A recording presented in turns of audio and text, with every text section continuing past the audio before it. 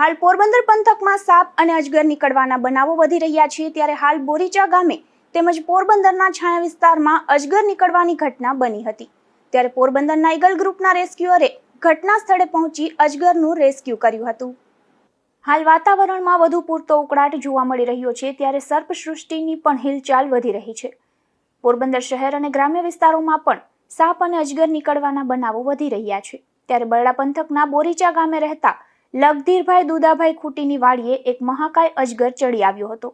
ત્યારે લગધીરભાઈએ પોરબંદરના ઈગલ ગ્રુપના પ્રમુખ પંકજ અપારનાથીને જાણ કરી હતી, જેમાં પંકજ તેમજ વિમલ મોકરિયા અને સાહિલ માડમ ઘટના સ્થળે પહોંચી ગયા હતા અને 9 ફૂટ લંબાઈ ધરાવતા અજગરનું સફળતાપૂર્વક રેસ્ક્યુ કર્યું હતું।